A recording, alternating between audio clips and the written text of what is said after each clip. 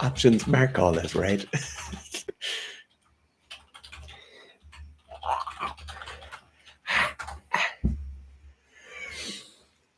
Send you something. You're sending me? One of their posters, actually. I send about you. Just gotta let people know.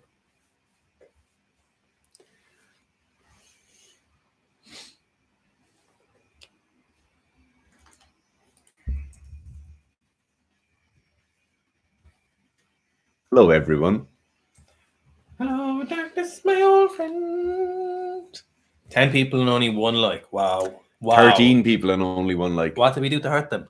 What's the story, guys? What did we do to hurt you? There's people asking questions who haven't even liked the video. And yeah, can you imagine that? And didn't even like the video. Yeah. Aggressively not liking the video as well. Like actively ignoring. It's not that hard. Like it's really not that hard. What did we do to hurt them? You know, we're just trying to help them here, and we can't even get a video like going. You know, hurt people. You know, that's why. Oh. Here we go. 16 people, only 9 likes. Oh my god. Oh my god. Barely over half. My god, not Could even the 9 people who haven't liked this video just log off the chat, please? Oh my god. It's so upsetting. Fighting God wants to know, why won't you take my money for coaching? Have you emailed us? Fighting God, you might not want to reveal your name, but if we've been in correspondence, we should have a spot open for him. Yeah. We have someone... Sarah's doing all our admin now, so you should have definitely got an email back. She's on the ball, so yeah, let us know. Who do you think you'll bring next to the podcast? Don't really have. Well, Dara has one person he wants to, but I don't know if. Well, no, we've a sleep specialist as well. Oh yeah. Oh no, we definitely. Oh, sorry, really good coming on. Oh no, yeah, he'd be awesome. We're going to record in person with him in the UK. Rocco, so he'll be very, very good. He'll be really useful in terms of the information.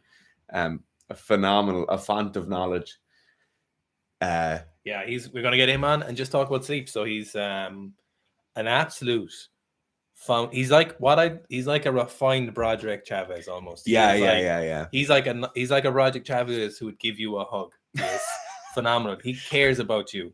So Rocco will probably be in July, maybe. Well, yeah, I think we're going to record it when we're in the UK in July.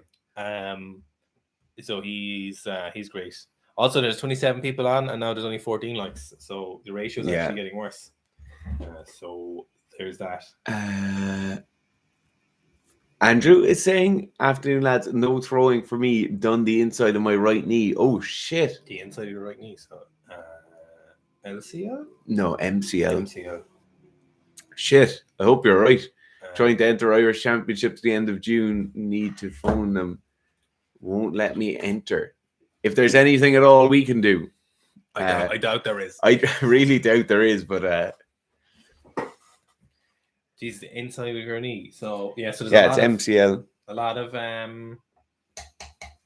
of forces going through the inside of your knee, or all of your knees realistically, in terms of sports. So, particularly in throwing. Like, you have a lot of rotation, you know. Hopefully it's just a minor. Yeah. Very minor strain. Hopefully something very, just one of those things when we get in training and it's just a minor owie for a few days and it's gone again. Yeah. But need to phone them. Won't let me enter. I wonder, do you enter online or something? I only know one person who throws in Ireland. Alana. Yeah. You reckon Matty's natty after Derek's analysis? Honestly, I still would say no. This is how I put this. If you put a gun to my head and you're like, oh, you have to pick. You have to say, do you think he's natty or not? I'd say no. Given we know people very easily pass tests. We know thousands of people pass drug tests every year, multiple drug tests. For example, we know Lance Armstrong passed like 275 different tests. And we know those people were actively trying to catch him. You saw were aggressively trying to catch Lance Armstrong. There's a couple of things like Derek, very knowledgeable guy for sure. What's he know about passing drug tests? Pretty much fuck all in reality. Like, you can look up the tests, you can look what tests are done, you can get those tests done, and you can extrapolate things. but you don't really know what it means to pass drug tests. Like, for example, like Broderick might, or there's some other characters out there. Like Derek said one thing where he talked about, we did a GH test and it said he's not a GH. The GH test is a maximum of 24 hours post-analysis, and that was extended from a 12-hour assay. So you could do like IGF-1 assays and stuff on GH, but in general, there was an actual test for exogenous GH. There were 2 people caught with that test, and one of those was snitched on. It was a rugby player in the UK by his teammate. And then there's things like Matt's testosterone was 375 nanograms per deciliter for a man who's absolutely yacked. And I just, like, you might say, oh yeah, there's people with low testosterone out there, but this is reminiscent of when Sean Baker got his testosterone done and he was yacked. And it's like, a hyper efficient user, theoretically it might be possible. In reality, is that what we see those ranges? No, that's the reason there's ranges there, is we don't see people very functional in the lower 300s or 200s. A lot of people are borderline depressed when they're at 3 something, and then we see that the injury. So he looks like he did actually have surgery and injury. So maybe that was just genuinely a bad coincidence. But they talked about this ages ago, and then they did it or are going to do more of it or something. Like, it's just, unfortunately, he could well be natty. And that's what I was saying in that short. And, he certainly could be natty. But this still doesn't really prove it that well. I suppose if you look at it, it proves it well if you don't really know anything about passing drug tests. Yeah. I think you could buy into this. Yeah, you could definitely. I think as well, there's enough fluff around it where you could buy in and you could say, like, oh yeah, that there's enough content there with blood tests and stuff where you can be like, oh yeah, that ticks that box in my head. But I also wouldn't see why you would for 1 second believe that a video that's not incredibly valuable for both people wouldn't just be made up. Like, why you wouldn't just say, oh yeah, I got a test done. Like, myself and Gerf could stay here and we've gotten a test done for Sikastan and that both of us are clean and we're not on Sikastan. Like, you've no idea that those tests even exist, It's completely different, even with something like UCADA or USADA or any WADA affiliated organization. If they had a documented test that they showed up at a house at 6 a.m. 3 weeks ago, you've now gotten your results back, which would be very, very quick for getting results back. But you've gotten your results back. You could read something into that. And we know for a fact that if an athlete got that test done, you wouldn't for 1 second think that athlete was clean. Yeah. Even when it's a documented process from an actual organization that did the test. And that's, like, as I said earlier, that's taking out of the equation that people wouldn't just lie for profit. He could be natural. He could be on drugs. When it comes to that sort of stuff, like, he's just an influencer, It really doesn't matter. Why does it matter to anyone if he takes something or not? So, like, I think definitely the fact that it's in Matt's interest to prove, because his audience is very non-strength sport focused. They're general fitness people. And they'd be very general population in relation to their views and their competitive side of things. So it's beneficial for him to look natural or to be natty or say he's natty, not actually look natty. It's beneficial for him to look not natty, of course. And then, of course, it's very valuable stuff for more plates, more dates. So we just have no idea in that regard. Like, I know people, as far as we know, Matt doesn't really sell anything, does he? He sells his app and stuff, I suppose. Okay, I've no idea. My argument to that, though, is, or my thought process behind that is, does anybody owe you anything for expectations? Do people owe you an explanation for things? Do people owe you realistic expectations with things they do? I don't think so. Other people might make a convincing argument and say that you do when you're in the public sphere. And yeah, it's not a cut and dry argument, but I don't think anybody owes me anything to provide me with a realistic expectation when I am not them. That's the way I think about those. They're not owed anything, Yeah. And again, we're not coming at this from a side where we think Matt is a dirty, rotten cheater and he's taking a lot of steroids and stuff. I just think it from a point of view of, what are they saying? Do I think that's true? And I would say there's definitely some thoughts around it, where it might be, it might not be, not everything will be apparent if you weren't aware of what goes on, I suppose. Yeah. Where are we next? So, Fighting God says you just disappeared. Will you actually just send us another email, Fighting God? That would be very, very beneficial, and we'll see what happened with you. Okay, Elliot Hooker, would you use the off-season athlete program as a base from weightlifting or something with more weightlifting movements? Definitely, that off-season athlete program is perfect for strength athletes looking for a month off or 2 months off. That's where all of our weightlifters will go if they're taking an actual off-season. They'll go there. I think having those 2 months without any lifting will actually, or without any Olympic weightlifting, could actually be very, very beneficial for you, and then get back into it afterwards. Philippe is saying, where should you visit in Ireland in the summer? So everyone who comes to Ireland says they love Dublin. I hate Don't Dublin. go near Dublin. No, visit Dublin because everyone says they like it. Everyone says they love Dublin. Most Irish people don't like Dublin, but everyone I know who's outside of Ireland who's visited Dublin said they love Dublin. So you should definitely go visit Dublin. Then I would recommend you go to Killarney. So it's in the southwest of Ireland. See the Killarney National Park. It's very, very nice. And then, depending on how much time you have, you should go to probably Galway. And then, if at all possible, if you have a longer trip, Belfast in Northern Ireland would be a great visit. Northeast is very nice. Yeah, I'd prioritize Kerry and Killarney, mainly Killarney, and then go to Galway or something after that. If you want to go on the session and have like big nights out, Galway is phenomenal. Dublin would be good as well, but it really depends what you want to do. If you want to see insane natural beauty, then all the West Coast is amazing. Yeah. Okay, Franco Di Maria asked, Dara, what are you planning as of this early training in preparation to the run part of 500? So at the moment, it's like 4 runs a week, and they're almost all on the road. I have some like track stuff programmed, but it's like 400-meter repeats. There's actually a training vlog going up this evening. It's a training vlog going up in 2 minutes, which has some 400-meter repeats. So it's just like a lot of long distance stuff. It's all like 3, 4, and 5K runs, and then some 400-meter repeats at kind of 6-minute mile pace or 5-minute mile pace, and just building into it quite broadly. It feels great. Like my legs feel great. Running feels good. It feels horrendous, obviously, but it feels good. And the pace is quite good. You definitely made a lot of mistakes last time with your training, I think. Yeah. A lot of different mistakes and stuff. Yeah. Especially for you, the running stuff, to be honest, I think you made a lot of, you didn't do enough running early enough. No, it didn't do enough early enough, and then did too much later on, You did too much intense stuff as well later on. It's not like you did a lot of volume later on. You did a lot of like 400 meters, mile runs. Yeah. You tried to. Way too much. Your triangle was down here, but you went to the triangle is like, this. You went like this part of the triangle. So down here, it was too bulbous at the top of the triangle. So you're running like 5 times a week now at the moment. Yeah. And you're like 101, 100? Like 100, 101. And just lots of tens and the squats. Yeah.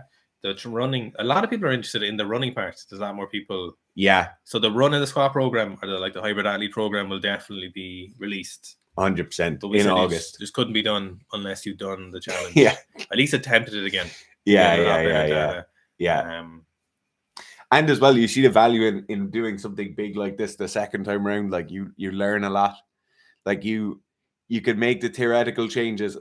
Like a month after I finished training last time, you pretty much know what the theoretical changes are. Like, where you messed up, what you need to change. But unless you actually go through it again, it's like writing squat programs, like writing any kind of long, drawn out process.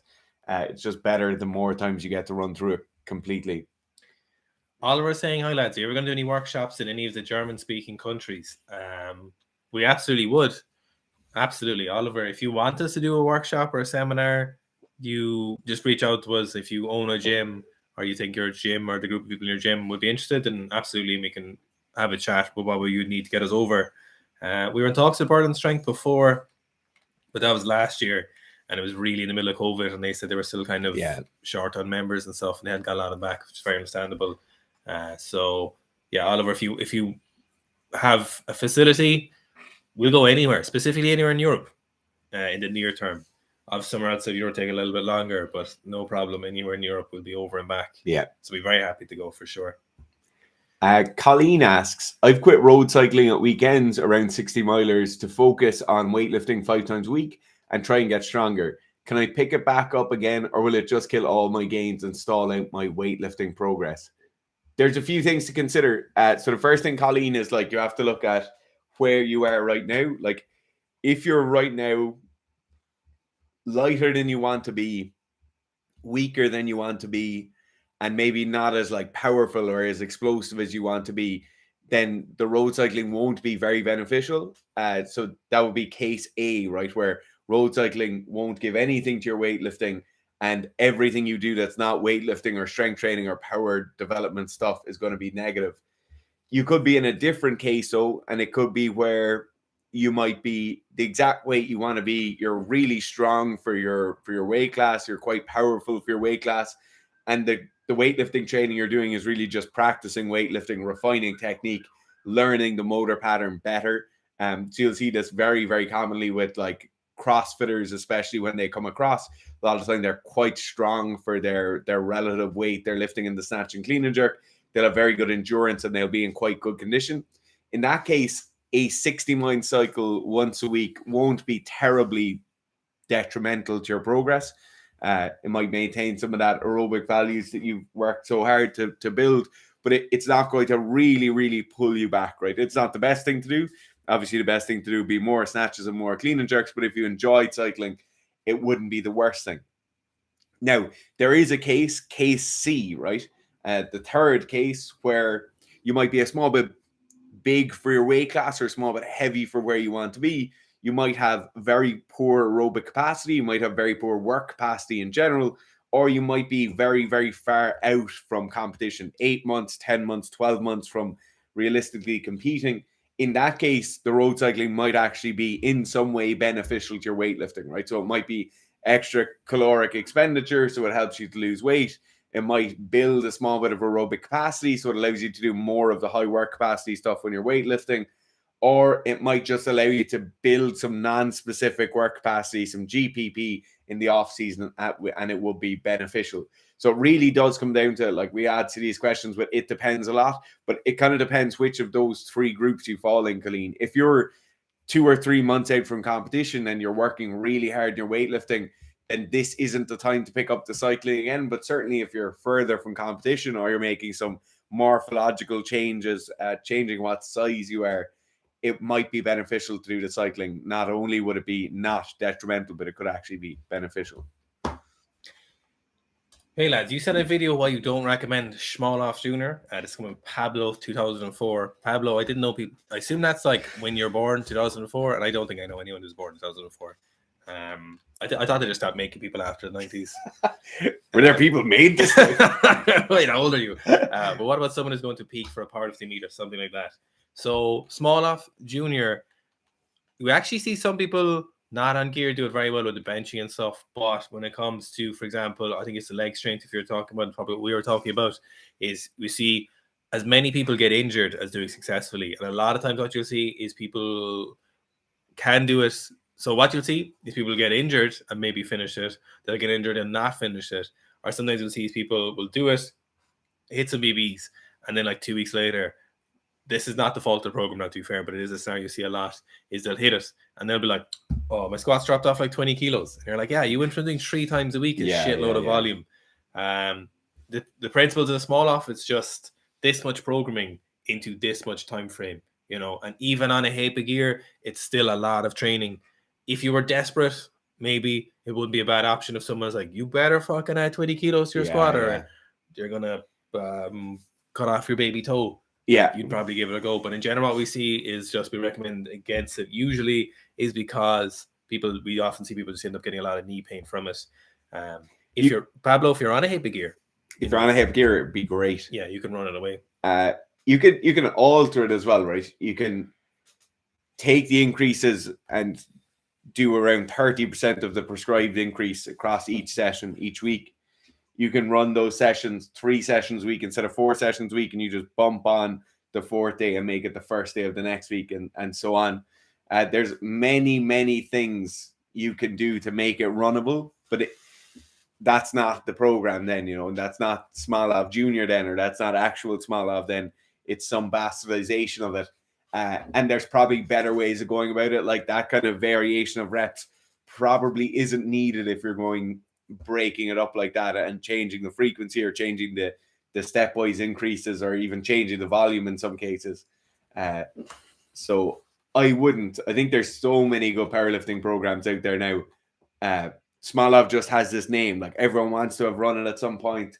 We've all run it at some point, but I've never run it. Have we never run it? No, we're stupid. It hurts your knees so much. But I wouldn't recommend it. Capsule Cheeseburger saying, how would I go about adding cardio work for BJJ? So cardio work is always done, in conjunction or in context the rest of your S&C work and the rest of your training. I think, honestly, for most people, if you're not a high-level BJJ athlete or you're kind of a hobbyist BJJ athlete, then the first place is just get enough practice in with BJJ and then see how that pans out. So if you're kind of early on in your career, I would think just get enough BJJ in and sessions in and make sure you stick to those.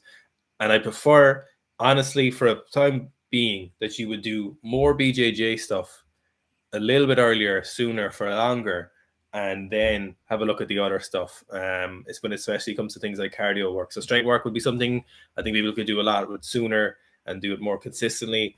And the ironic thing then is people get better at BJJ. They don't spend enough time away from BJJ and they don't take enough off seasons.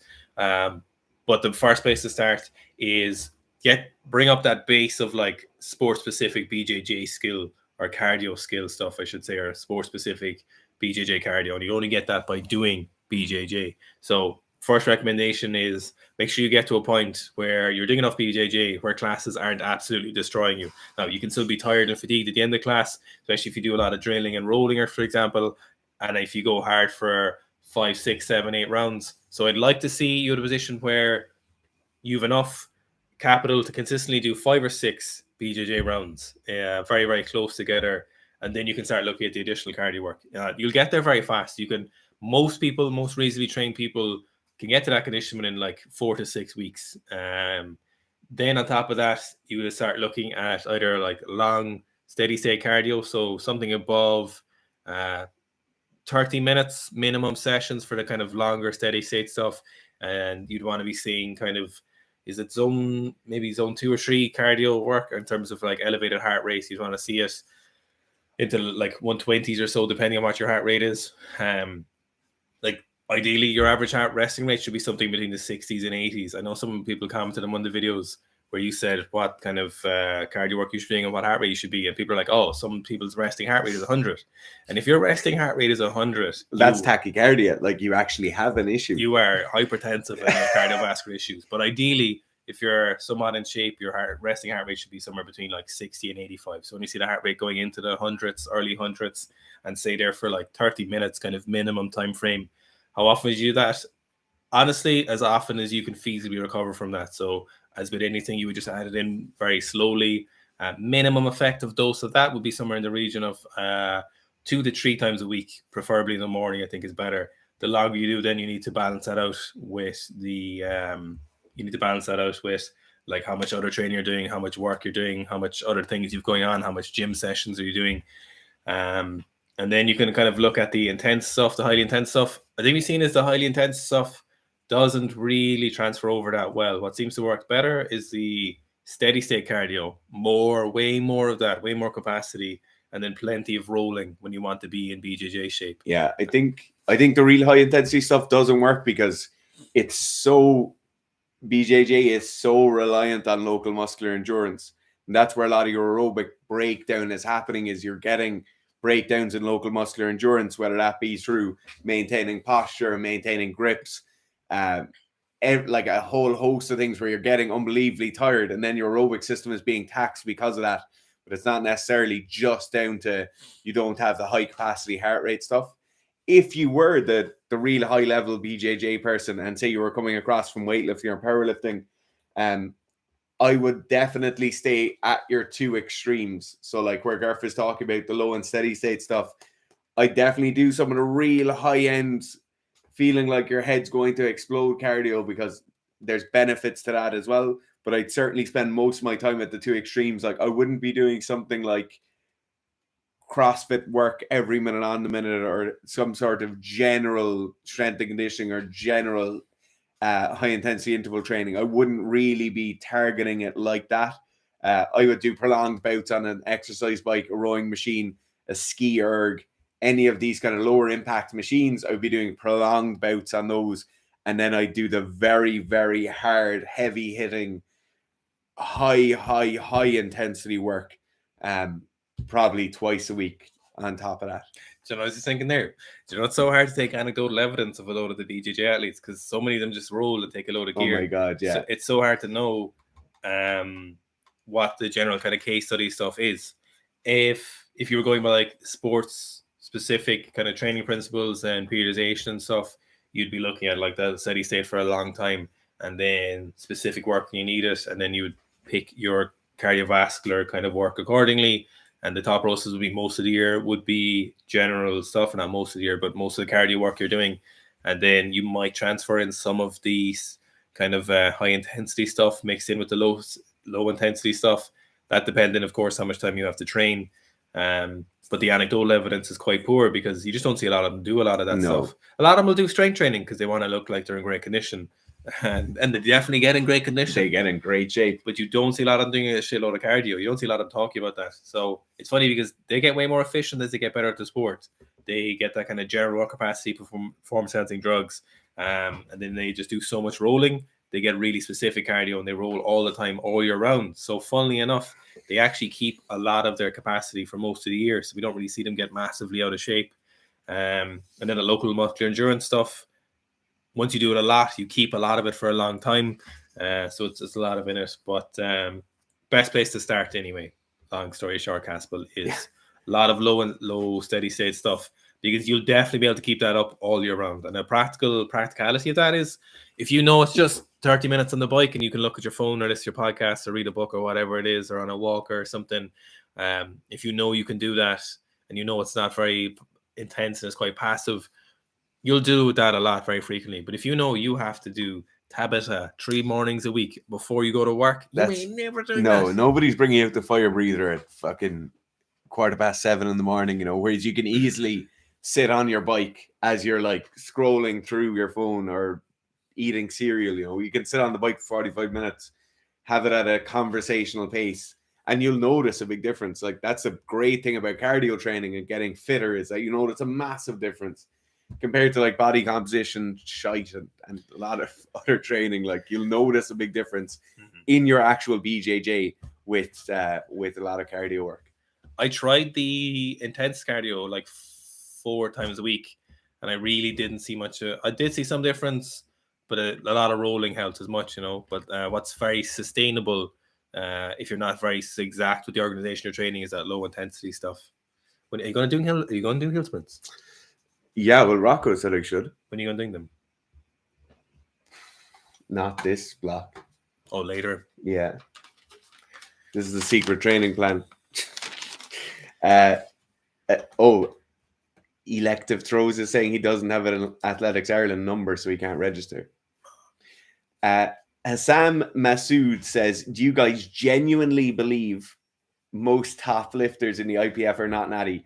I don't believe that most top lifters aren't natty, but I definitely think that in a certain weight classes, a lot of the lifters aren't natural. Most of them are. The vast majority of them are. The vast majority of IPF lifters of IPF lifters who are competing at Worlds, the vast majority are natural. I think if you looked at the vast majority of winners or podium slots, you're not going to see as many natural lifters. And you might be like, well, what's that based on? And I'm not saying Hassan would use that tone, but no. Powerlifters might use that tone. So you'd see things like, you could do a little analysis in your own mind. You're like, okay, what are the best weightlifters who tested positive squatted? And then what are similar people of body weights? What are they squatting, for example? And you might look at things like general body composition, composition plus the lifts. You'd see, how often are they tested? Most of the time for the IPF, it really looks like, unless some very specific countries I don't know, but most of the time it seems to be in competition testing, which for anyone who's, again, not au fait with us, knowing exactly when you're going to be tested, for someone who's au fait with drug testing, is literally the best scenario possible. It's so simple for them to pass a drug test. Now, a lot of times people like to throw out the idea that like passing tests is easy. That's not true. But if you know what you're doing, it's very, very, very possible and very doable if you're in the right scenario and you have the right people helping you. Like that, you know. I'd say two things on that. The other thing you can say is look at what untested federations, what their lifters do. A lot of the time you'll see IPF lifters rivaling untested lifters in some of those federations. And people will look at the winner of the IPF versus winner of an untested federation and say, oh, those numbers are completely different. And even the rules around competition might be completely different. So they'll chalk it up to that, you know. But what you need to look at is you need to look at the lower levels, the middle of the pack IPF lifter versus middle of the pack non-IPF lifter or non-tested lifter, and start comparing those. The other thing I would say is that if you asked most IPF lifters who were kind of rallying up against this idea, right? If they were complaining about this, if you asked most of them, they would accept fully that most international weightlifters who are medaling at competitions are on drugs. They'd say absolutely, we know that to be true, right? That's taken as a given. They'd also accept that most CrossFitters who are winning the games or podium at the games are on drugs. They'd absolutely accept that to be true, or most of them would. To talk for the masses here for a sec. Both of those sports are 100% drug tested. They're drug tested more than the IPF will be drug tested. And nobody thinks it's mental that those athletes can't pass tests, you know? So it's, that's where my kind of thoughts behind it come. Like, why wouldn't they? It happens in every other sport, in every other organization.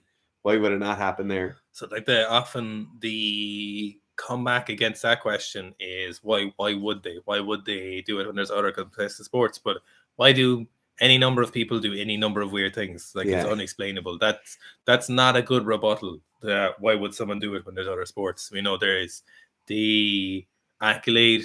IPF is probably the most legitimate federation at the moment. Most people recognize the IPF as being very legitimate. And they want to be the best in that. That's where the most people are at. When people want to be seen to be the best and they want the most recognition, the IPF would be one of the best places to do that in terms of powerlifting. And also, a lot of people don't want the label of being in a non-tested federation. You know, they might live in a country where doping is banned or the substances used are banned, or they might be illegal to possess, and you do not want that label to be on you. You know, you don't want that anywhere near you. Or you might train in a gym where everybody lifts in the IPF. Your coach might lift in the IPF, and you don't want to broach that gap. Or the people you're competitive with are lifting in a tested federation, and so then you want to lift in that same federation. You know, it's a tough one. It just comes out. Human nature is mental. Yeah. Like you really can't predict what humans will do. It's look, and until there's a lot of positive drug tests, you know, it probably won't change. And the IPF is a very closed circuit kind of scenario. You know, like they're not really beholden to anyone but their members per se, which they're not really beholden to, I suppose. So it's not in their interest to be popping people. The IPF is not really much different than any large, like, you know, the NFL in terms of like, or the NBA or anything. Like, is it in their own interest to pop their top lifters? No. Why would it? No, of course not. It's not in their interest to pop lifters. Why would they do that? What would be the benefit to them? And it's, you know, you could say, well, you've no proof. And I'd be like, okay, that's like that. That's true. Do you know Jamal Browner tested positive in 2017 for T-ball? No way. Yeah, I didn't know that. I don't know if he was lifting the IPF. I think dirty cheater. Yeah. But yeah, so it's yeah.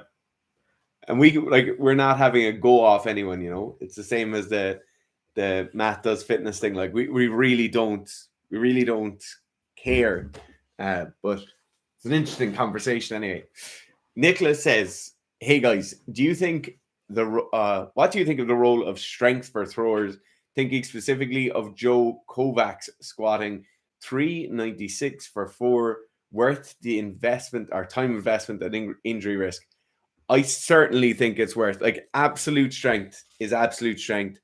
It's almost never like, so limiting factor for speed is absolute strength. Limiting factor for a lot of injury conditions is absolute strength. I just think for most people, absolute strength can never get too high. I think you can certainly spend too much of certain portions of your training block focusing on strength too much. So when you're getting too close to competition, I think you can put too many of those Lego blocks into the absolute strength training box rather than into the specific training box or the work capacity training box or whatever. But I think in a lot of cases, absolute strength is just going to be a more valuable use of your time, but also it's going to be so vitally important to your long-term progression. So if Nicholas, if you're saying if Joe Kovac is squatting 396 for 4, if he's doing that in like a semi-off season or in a strength accumulation block, I think it's very, very valuable for him to be as strong as humanly possible, if he's doing it right up to competition and he's not doing as much throwing as he possibly could be, or he's being slowed down by fatigue due to all that squatting, or he's putting on excess mass due to all that squatting, then it's not beneficial. But I think on a whole or generally, strength is very, very, very important for throwing, and it's almost never going to be too much. He's a big boy, isn't he? He's massive, yeah. What kind of lifts does he do? Do we have any... Are you rogue? Are you rogue? Okay. Ooh, he's large and in charge. No, he is a big boy. He's massive. What did he say he squats? 396 for 4. What the fuck? Daniel Clemens saying, would you guys calculate percentages for the next meso, the last week of the meso, or before or after deload, and just in case of the latter and other deload before starting the new meso? So you wouldn't really look at things through calculating percentages based. You would look at the numbers you kind of need and then lining those up essentially. So when you do it, doesn't really matter. Ideally it's just finished. It doesn't matter before or after the deload week. I don't know what you'd be objectively changing, seeing how you feel. Is it kind of what you want to see how you feel after the deload week? Honestly, that doesn't sound like the greatest direction to take your training if you're seeing after the deload. So I suppose you'd have the argument then you want to see how fresh you are, but ideally you'd have a better idea of where you're going with that training and when you're doing the deload week, and then you'd still push on from there. I wouldn't like you to be in a scenario where you're seeing how you feel after the deload essentially. You'd kind of have that plan already. You're hitting your deload because you needed it, but then you're trying to get back on track to hit those certain weights. Like you calculate, in general, you wouldn't calculate all of those percentages out all the way up to the finish. Ideally, what you're looking for is new weights to hit. So you could start with the percentage. You'd use the percentage as a baseline to where to start. So you'd be like, okay, I'm starting a new strength block, and I'm looking at starting around like 70, 75%, maybe 70, and I'm going to start with some kind of 10s or something like that. And then you use that as a starting position. But then you want to roll that on and try hit new repetitions, because the problem is if you stick to exact percentages, then unless you know what next percentage you want, you're probably just going to repeat the same process. You're going to come close to a maintenance style of training. You want to be pushing for new weights. So you want to know, for example, a better way of doing it is if you've done your last training block, you've done like 5x5 at 100 or something. This next training block, maybe you didn't hit a PB or something, for example. If you did, that's great. Then you can go with those new percentages or something. But rather, it's better to look for a new PB at 5x5 at 105 or 110, for example, and you're pushing those average weights up, especially in the average numbers you're using across those sets and reps. This percentage is definitely a great place to start, and it's definitely valuable information. And for example, at 90%, you're not going to be doing sets of 10, stuff like that. Those fall into those kind of different bands, but you want to be pushing them. I'd pick the numbers you look for rather than percentages, if that makes sense. If I'm understanding your question correctly. I don't really have anything to add to that, but I will add that you probably don't need to deload in between every mesocycle. Okay. German 7722 says, hey guys, quick question for you. Is the width of your deadlift grip and the width of your clean grip or clean pull the same? No. So width for your deadlift should basically be as narrow as your hands can possibly be without getting in the way of your knees, right? So your hands as close to being straight underneath your shoulders as you could possibly get them without the knees getting in the way or your elbows pushing in on your knees. For the clean, that's non-ideal for a couple of reasons. So it would be great because you get a really strong pull under, you get a nice tight and compact rack position. But for most people, we want a slightly wider grip. So firstly, when we achieve extension or achieve the level of extension we want for our clean, the barbell is slightly higher up our quad. We'll also make slightly nicer contact if we don't have a very, very narrow grip with the clean. And then for most of us, when we turn the bar over, we're going to be in a better position to jerk the barbell afterwards rather than having our hands super narrow. So some people will definitely clean with the same grip they'll deadlift with, but for a lot of people, or for most people, it's going to be deadlifting will be narrower, cleaning will be slightly wider.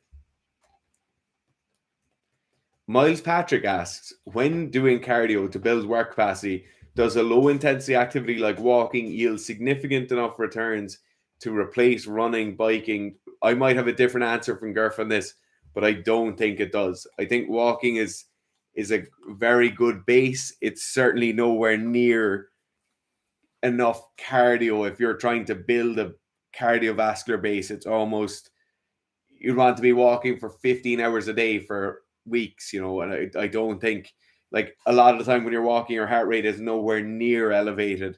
It certainly is nowhere near 75% of max heart rate or 65% of max heart rate, depending what zone you're looking to hit.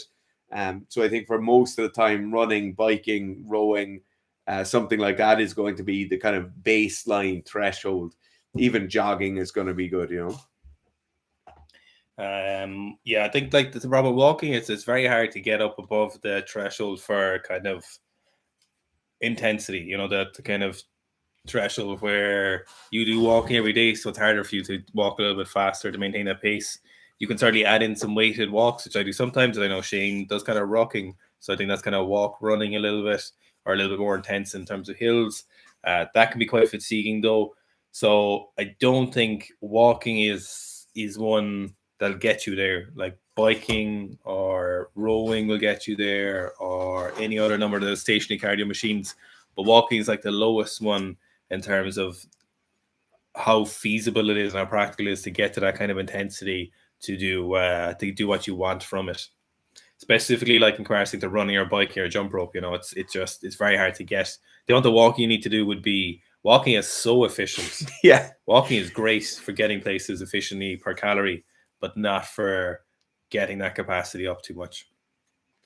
Yeah, unless you're sheerishly out of shape. Yeah, there's plenty of people out there who going for a 10 or 15 minute walk once a day will start to build an aerobic base. See Aaron's question. I think 10, 14-year-olds, no way. That's the age where I'd be like, oh fuck. 10 of them. Yeah.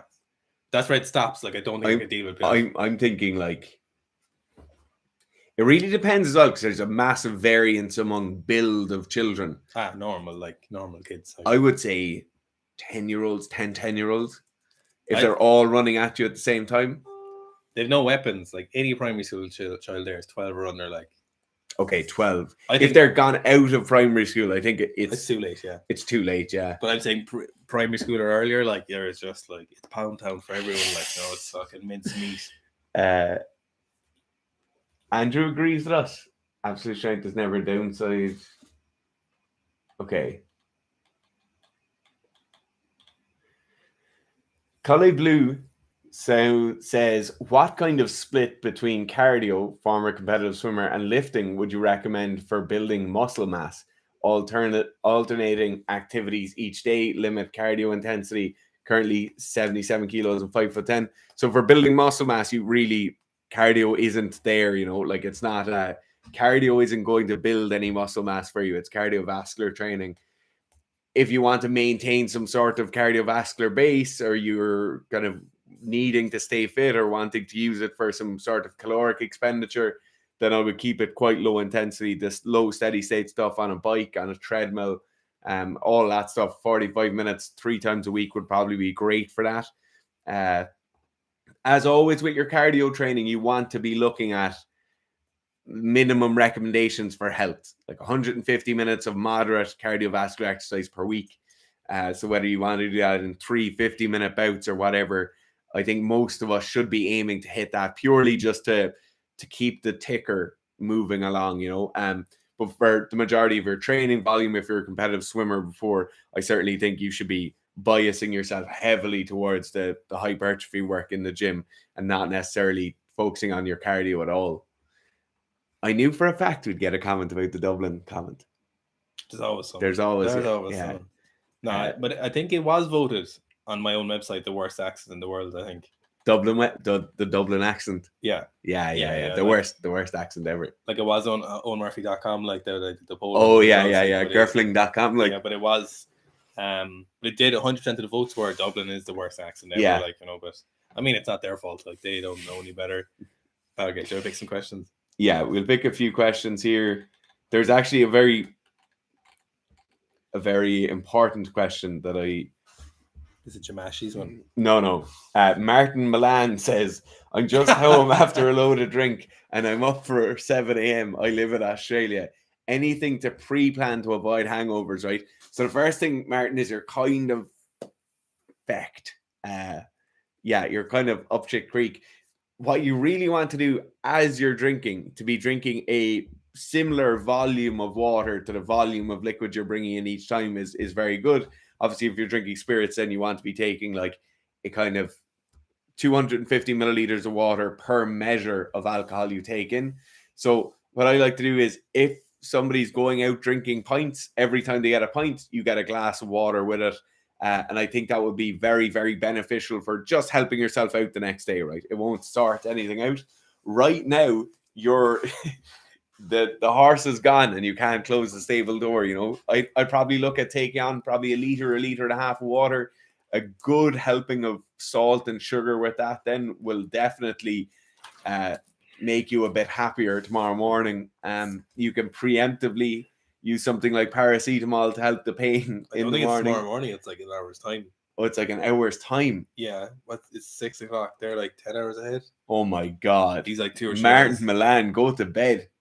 Yeah, you're just water, salt, and sugar is pretty much where it's at. Who drinks on a night before work anymore? That's crazy. They're crazy. Martin's living the dream. Nah.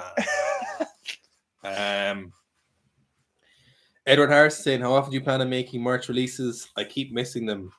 I need to make an application to Raw Public ASAP. The next one will be, this is May. The next one will hopefully be July, and we will have new and improved pants, some improvements to those pants, and I'm looking forward to getting those. So a couple of different things, we're changing those. Hopefully should have samples by maybe next week or the week after. I'll definitely show the samples. And then we have something very cool coming with the t-shirts. I need to get that sorted, but I think that's going to be very cool. I think people are going to appreciate that one. So I know we're talking about doing other stuff in the next batch launch previous, but we've had a real kind of sit down and think about what things we want to do and where we're going to go with stuff.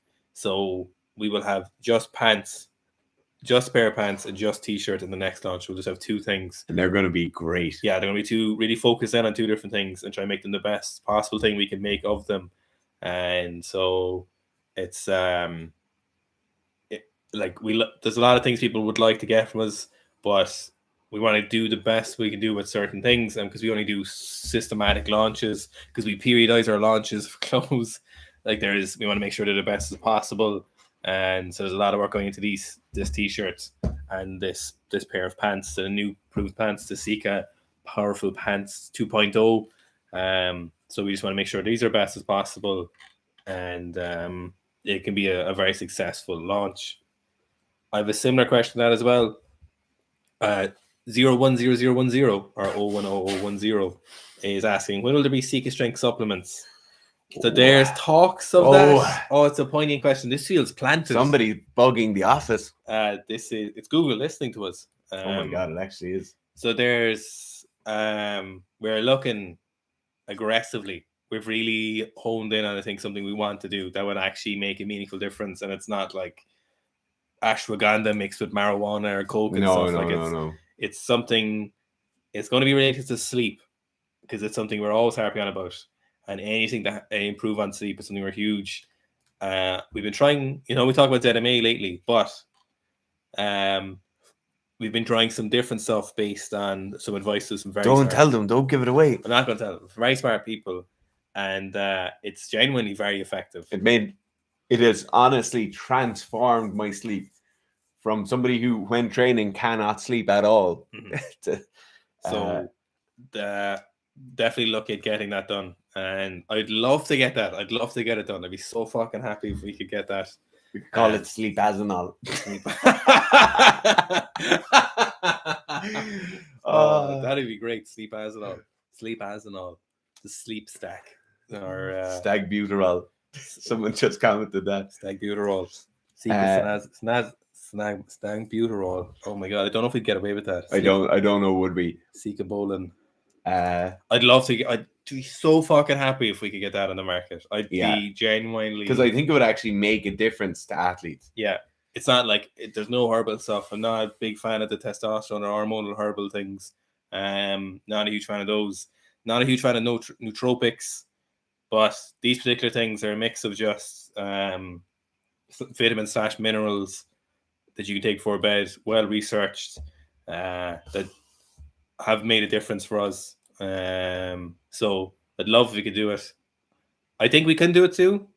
100%. Once we have the clothes kind of sorted, I think we'll have a look at getting this. But we need to make sure there's a lot of stuff that goes into that, of course. Okay, that's pretty much it, I'd say. Someone said Darren narrating bedtime audibles. Oh, Vegan Gaines is there. He's asking, is 240-pound overhead squat at 265 body weight? Wait, what? 240-pound overhead press at a max at 265 body weight. That is decent. In general, I see like body weight press minimum. Yeah.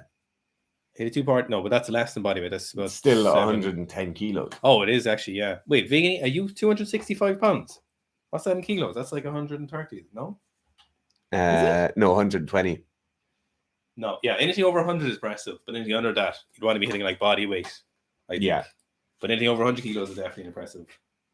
Obviously, to you, like, it's impressive. Like, for someone who's just not that. As a mere mortal like myself, I think it's very impressive. Okay. Everyone have a great weekend. That's not a choice. You have to have a great weekend. We'll talk to you all again next week. As always, if you have questions about programming, booking consultations, buying programs, trying to get on the roster for some coaching, send us an email. Send us a DM on Instagram, and we will chat to you all soon. Bye.